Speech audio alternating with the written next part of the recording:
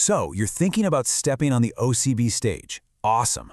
But before you even think about your diet or your training split, there's something we have to talk about: the drug testing rules. Trust me, they are strict, they are thorough, and knowing them inside and out is absolutely non-negotiable. Let's dive in and make sure you're ready to compete clean. Look, wanting to compete is the easy part. Being eligible to compete, that's a whole different ballgame. The OCB is a natural federation through and through, which means their rulebook isn't just a suggestion, it's the absolute bedrock of your entire competition prep. So what is that bedrock really? Well, it all boils down to a single powerful promise that every single competitor makes. It's the promise to compete naturally. And this isn't some made-up pledge. It's backed by a serious global standard. And here's what makes the OCB so legit. They don't just invent their own rules in a vacuum. Nope. They follow the World Anti-Doping Agency's code. That's WADA. We're talking the global gold standard for anti-doping. This commitment to a truly level playing field is where every single rule we're about to go over comes from. Okay, let's jump ahead. Picture this. It's show day. You've been dieting for months, you've lived in the gym, but before you can even think about that stage, you have to prove you kept that drug-free promise. This is where it all goes down. This is the proving ground. The OCB uses this really smart, two-pronged approach. First up, the polygraph. And when I say everyone takes it, I mean everyone. This happens before the show. Why? Because some things, like steroids you might have used a long time ago, won't show up in your pee anymore, but the polygraph can catch it.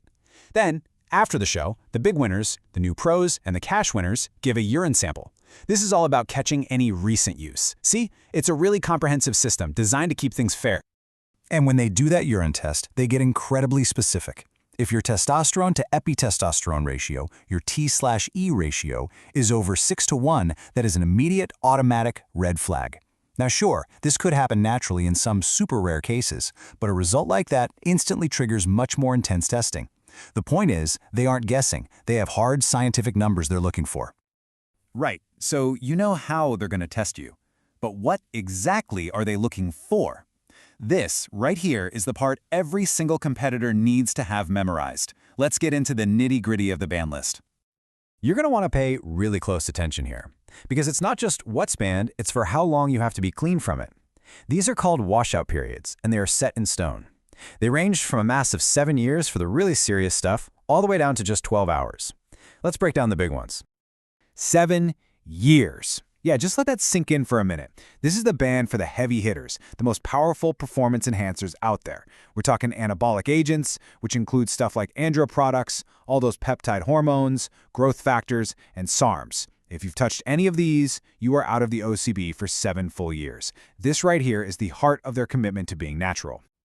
Okay, next up is the 6-month washout period. And this category, man, this is the one that catches a lot of people by surprise. It covers the obvious stuff like stimulants and diuretics, but, and this is a big but, it also includes a lot of those new, super popular prescription weight loss drugs like Ozempic, Wegovy, or even metformin if you're using them for bodybuilding and not a diagnosed medical condition. You've got to be off all that for half a year before you compete.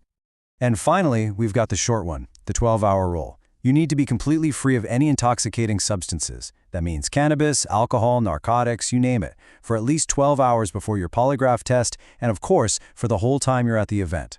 Pretty simple. They need you sharp and clear-headed, not under the influence. All right, now we're wading into what can be the trickiest part of the rule book, the gray areas. What if a doctor prescribes you something that's on the banned list? This is where the responsibility shifts, and it lands squarely on your shoulders. This quote is pulled directly from the OCB's own guidelines, and honestly, it might be the most important sentence in this whole thing. You, the athlete, are 100% responsible for every single thing in your body. Saying, oh, I didn't know, or it wasn't on the label, that's not going to fly. It's your body, your prep, your responsibility, full stop. So what happens if you have a legitimate, diagnosed medical condition that requires a banned substance? Well, there's an official path for that. It's called a therapeutic use exemption, or TUE. But let me warn you, this is not just about getting a quick note from your doctor. This is a formal application process that has to be approved by the OCB, and you need to get it done way before the show. And the bar for getting a TUU is incredibly high. You have to prove all 3 of these things, no exceptions. 1, that without the substance, your health would be in serious trouble. 2, that taking it doesn't give you any kind of significant performance boost. And 3, that there's just no other reasonable medical treatment you could use instead. And here we are. This is the rule that trips up more people than literally any other.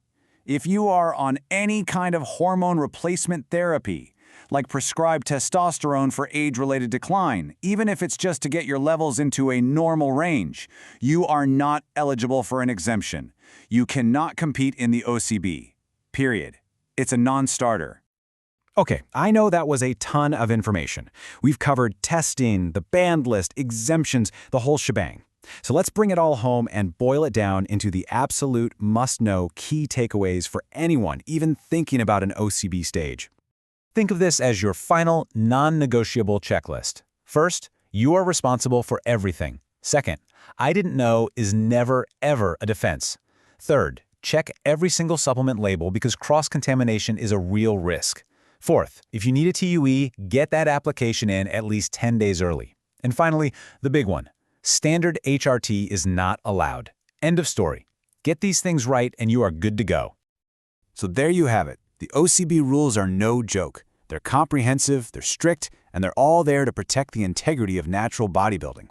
The guidelines are crystal clear, the standards are high, and the responsibility, well, that's all on you. So the only question left is, are you ready?